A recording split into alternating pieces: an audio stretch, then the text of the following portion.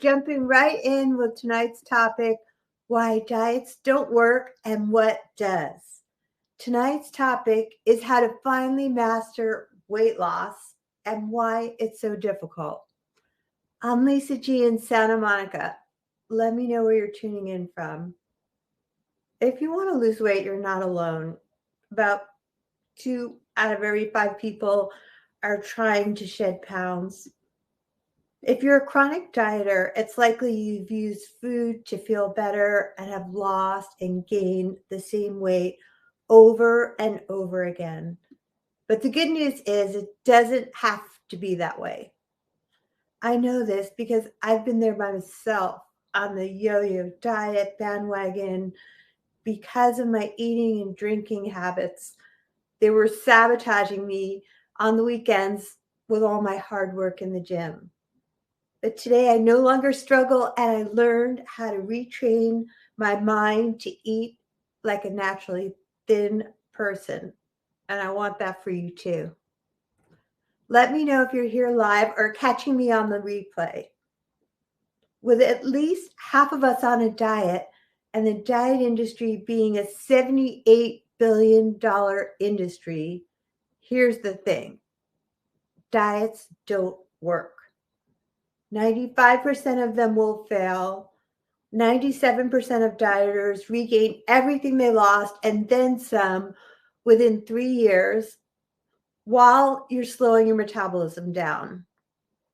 If you're addicted to food, it's harder to overcome than any other addiction because you can completely eliminate cigarettes, alcohol, and drugs from your life, but you can't eliminate food.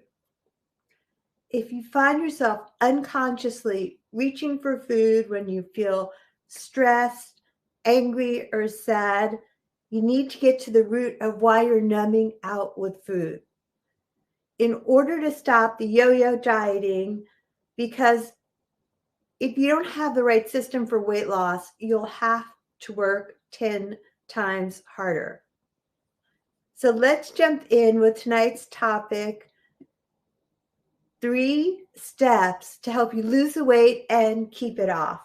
So let me know if you guys are here live or catching me on the replay and leave any questions in the comments. I'm always jumping in and answering them afterwards. So let's jump in with step 1. Step 1 is you need to think through exactly why you're trying to lose weight. This will help you focus on your goal all throughout your journey. Before you get started, focus on this. Why do you want to lose the weight? Next, check your mindset. Are you prepared to have the mental toughness required to do what it takes? A bulletproof mindset is required. After that, you need to check your limiting beliefs. If you're telling yourself you deserve a treat, ask yourself, what is the payoff? There has to be a payoff, right? Here are just a few of the excuses I've heard. It's my genetics. I always gain weight over the holidays.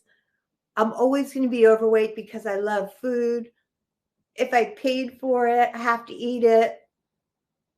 I'm a chocoholic. Everything I eat turns to fat, or I've been fat my whole life. I'm just not built thin. So the next step is you have to check your values. Once you've checked your limiting beliefs and your why, can you set your mind on something and give it full focus? In order to do this, you'll need to get on a real compelling reason why you want to lose the weight and be healthy. That's your real driving purpose. This will keep you going on the days you really don't feel like it. Step 2 is studies of people that lost over 30 pounds and kept it off found they had these 3 things in common. They exercised daily, they weighed themselves regularly, and they drank water and watched less TV too, less than 10 hours a week. And step 3 is you need to learn the weight mastery techniques to train your mind to eat like a naturally thin person so you can enjoy food without the struggle. Here's how to get started. Before you eat, ask yourself, am I hungry? If not, why am I eating this food? And am I eating because I'm hungry, sad, or stressed? And number 4 is you have to dig a bit deeper to identify if you're hungry or just want to numb out from something that's bothering you. We need to get to the bottom of why you eat when you're not hungry. So you have to ask yourselves the real hard questions. If you're eating from stress and not from hunger, you might be able to track this back to your childhood. You can't substitute food for love. If you've had emotionally or physically abusive parents, you need to realize that food is not love. It's not a celebration or a reward. You might even be subconsciously using extra weight as armor to protect yourself. When you learn to gain mastery over food addictions and learn to eat and think like a naturally thin person, you'll learn how to only eat food to nourish your body. When you learn to train your mind to eat when you're hungry, you'll realize that nothing tastes as good as being fit feels.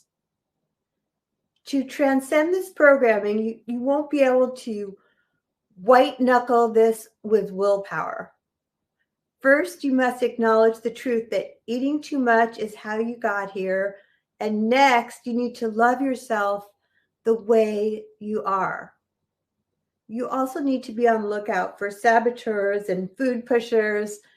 Get support and start to train your mind to hear when your old limiting beliefs come up, and this will help you achieve weight mastery.